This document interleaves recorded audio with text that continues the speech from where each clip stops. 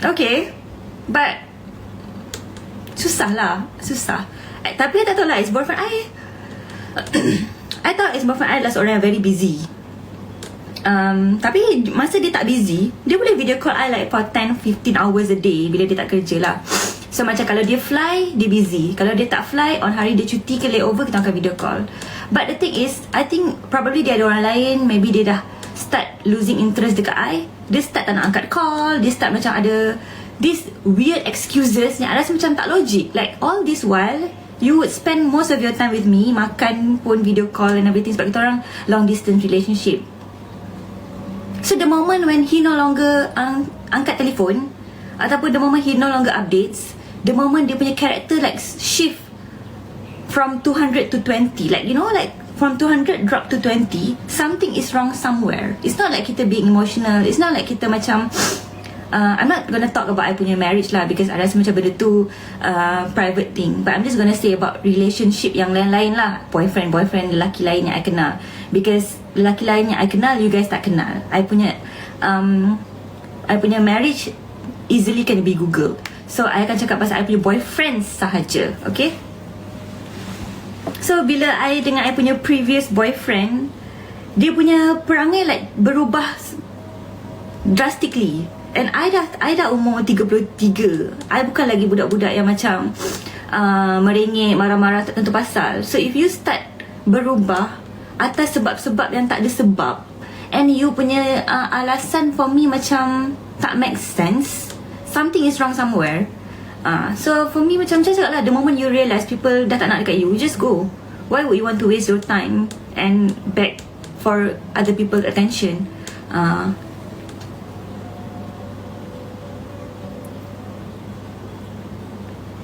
So cerita hak tu is like the best interpretation of orang yang macam tak move on from his past, ataupun orang yang macam dah tak nak kat orang tu.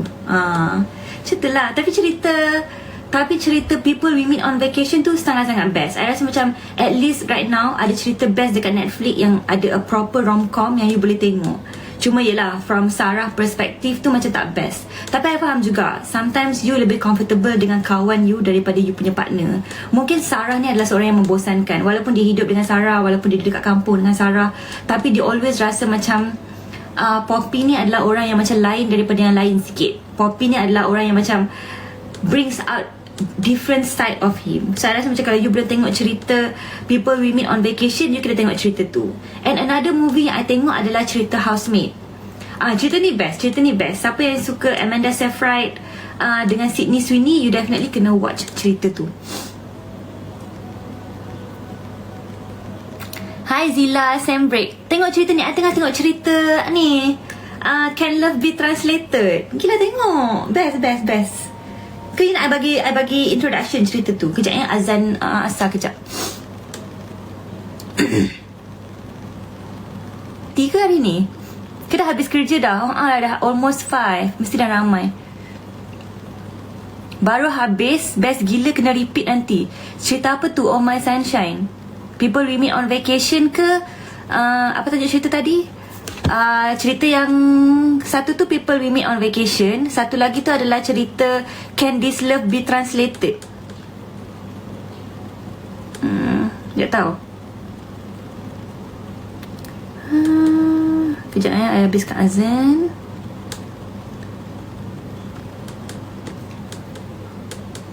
I reply message.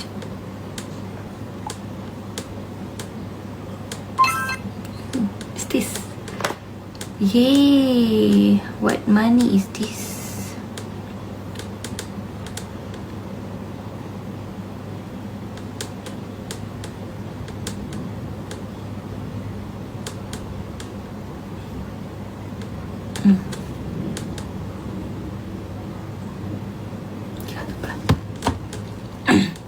Korean drama. Panjang tajuknya, betul. Panjang tajuknya.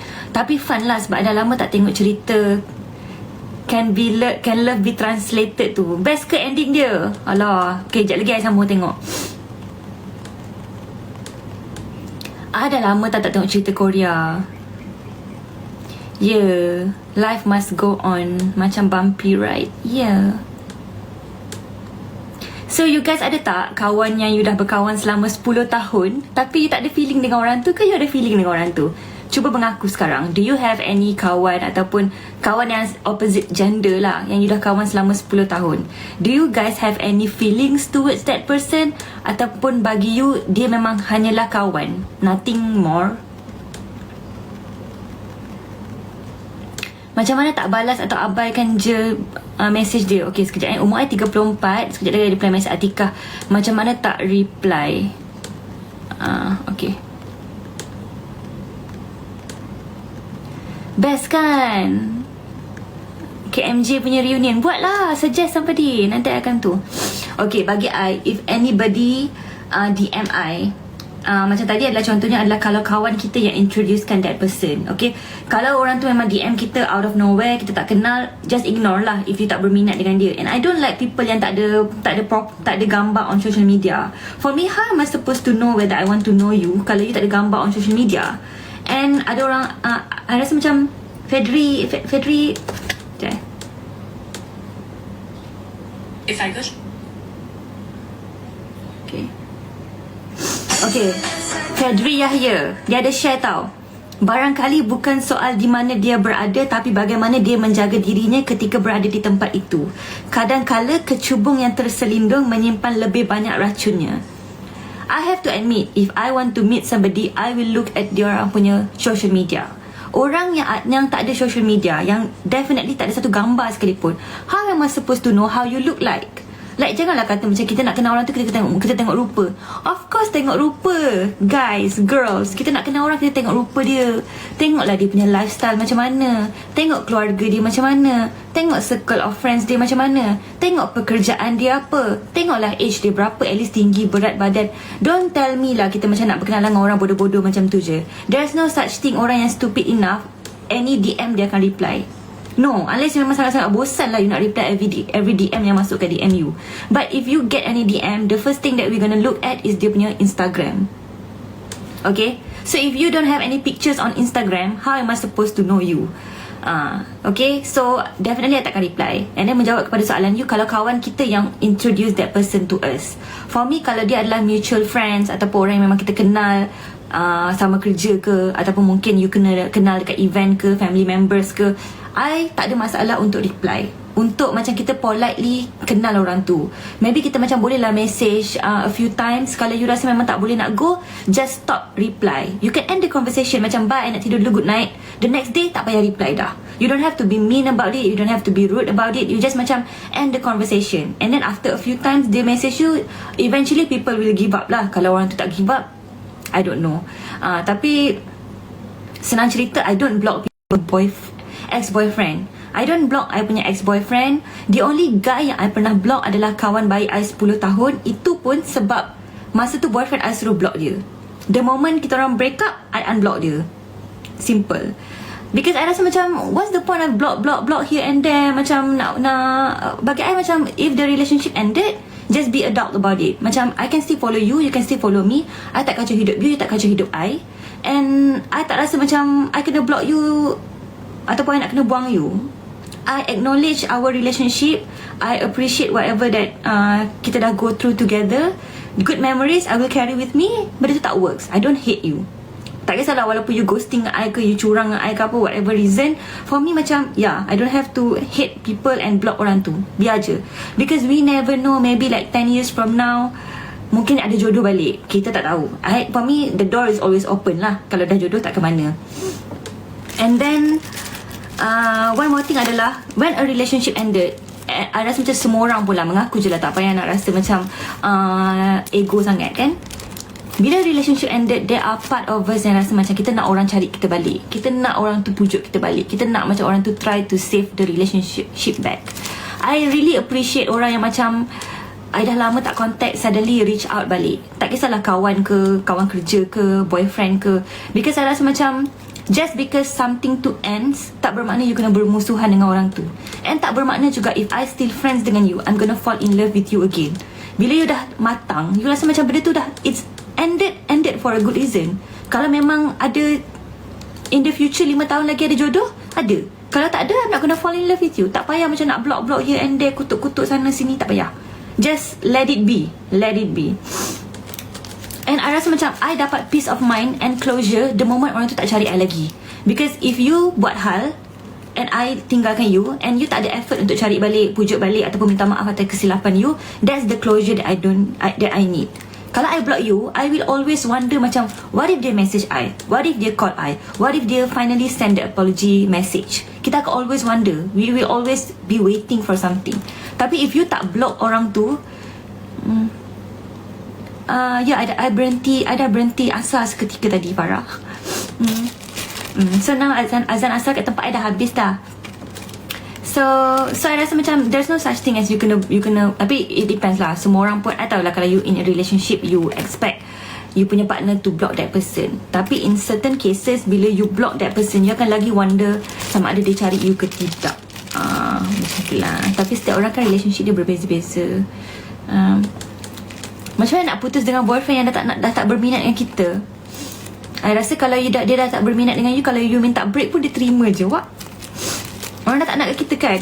Ada orang kata lelaki bila dah tak nak kat kita, dia akan buat something sampailah kita sendiri yang minta break. Kalau perempuan, the moment dia dah tak nak kat kita dah tak marah-marah semua kan. That's when you know you hilang orang tu. Tapi lelaki dia akan buat something sampailah you sendiri yang undur diri. Itu apa yang I dengar lah. Any advice? I baru start managerial role dekat huge firm, tapi sebab I muda, people take me lightly.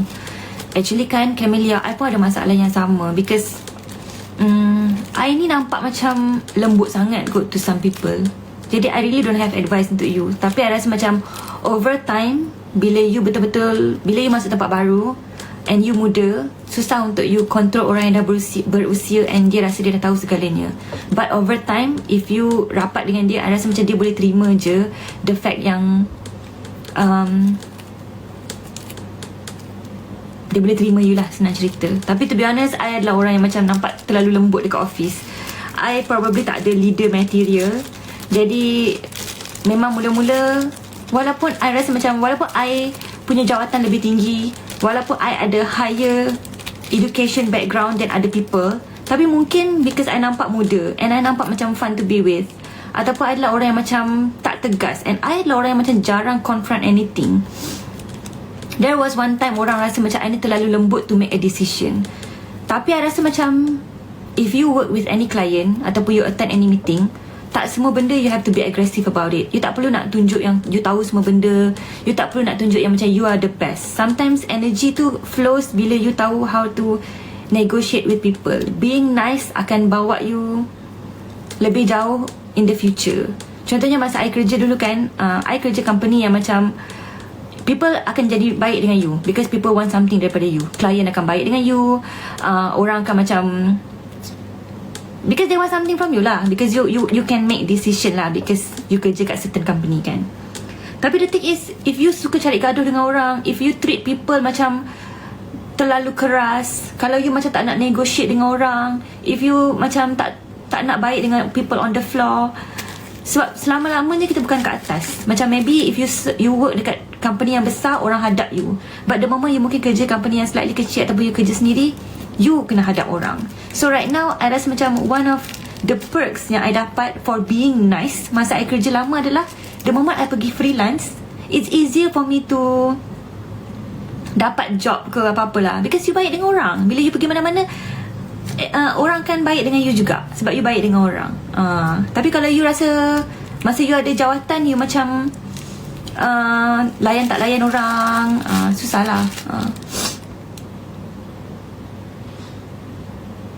Betul. Sometimes benda tu jadi sebab they want your position, tapi you are hired untuk position tu. Basically you ambil apa yang dia nak lah.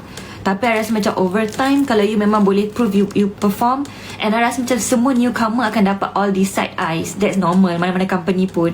Walaupun company tu okay, walaupun orang lain okay, mungkin kita sendiri yang ada perasaan macam tu. Tapi once you dah rapat, once you dah kerja lebih lama, there will always be mangsa baru untuk diorang tak suka.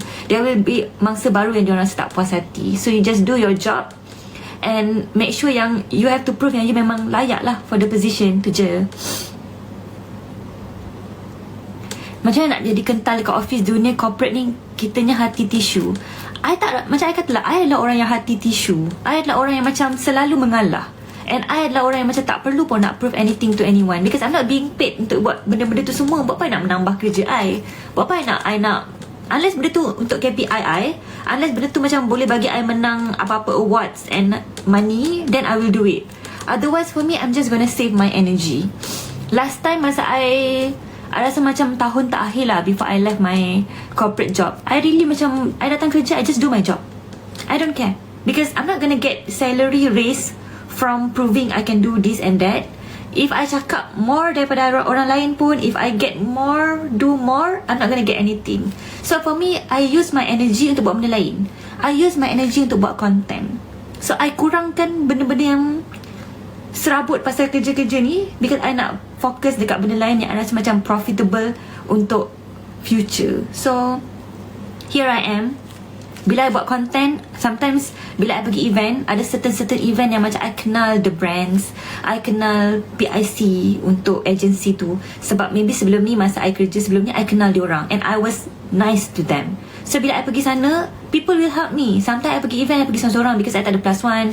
I bawa tripod I semua kan. Kadang-kadang kita pergi event shoot sendiri. But because you are nice to orang-orang yang dekat floor, orang-orang yang mungkin you rasa macam selama ni tukang angkat barang, orang yang mungkin susun barang, you tak, orang lain don't even bother about them, macam tak kisah pasal diorang. Tapi when I was working, sometimes diorang akan minta macam, boleh tak nak sarung apa, paket duit raya ke, ataupun macam sometimes diorang tak tolong apa-apa ke kan, I will gladly tolong diorang. And right now, diorang lah yang tolong I. Bila I pergi event, orang-orang ni lah yang I kawan sebelum-sebelum ni, yang mungkin sebelum ni jawatan I senior exec, tapi bila I jadi content, kita pergi event, kita mana ada jawatan kan, kita dah kerja event, kerja sendiri, jawatan kita dah tak ada dah. Tapi orang-orang yang dekat floor, orang-orang yang mungkin sebelum ni store people, bila kita baik dengan diorang dulu, now it's time for them baik dengan kita. You get more sample, you dapat all the access yang susah nak dapat. Saya rasa macam being nice tu sebenarnya tak rugi, because senang untuk you minta tolong orang in the future. You never know when you gonna need people. Tak kisahlah you kahwin dengan siapa, bapak you siapa pun dekat company tu, at the end of the day, there will be time where you need people. Macam mana I handle pressure at work? I rasa macam first 2 years ataupun first 6 months, pressure tu tak boleh nak elak, because we don't meet. Kita tak cukup lama kerja kat situ, ada banyak masalah yang kita tak pernah encounter before, and then kita nak minta tolong orang pun kita takut, kita tak tahu which channel we should go. Tapi once you dah kerja cukup lama, macam I, kalau you tanya I macam dah lupa dah sikit pressure kerja. Sebab bila I dah kerja lama, basically setiap masalah tu I rasa macam been there done that, and I rasa macam semua masalah tu boleh diselesaikan, and kita tahu orang yang kita perlu minta tolong. I kenal je kawan-kawan yang macam baru masuk, bila ada masalah tak tahu nak cari siapa, bila ada masalah takut sangat-sangat, padahal benda tu kecil je. I rasa macam benda ni, when it comes to relationship, kerja, time helps you. Lebih lama you bekerja, you lebih familiar dengan you punya colleague, you lebih familiar dengan masalah, you know how to handle stress and how to solve a problem. That's why I tak suka kalau orang yang macam selalu sangat lompat-lompat kerja, because every time you lompat kerja, you kena start over. You macam tak dapat nak bernafas tau. 6 bulan pertama you kerja, you baru nak familiar with the system, you baru nak familiar dengan orang, then you pergi tempat kerja baru. Imagine if you kerja 5 tahun, 3 tahun ke kan, 6 bulan pertama you stress, but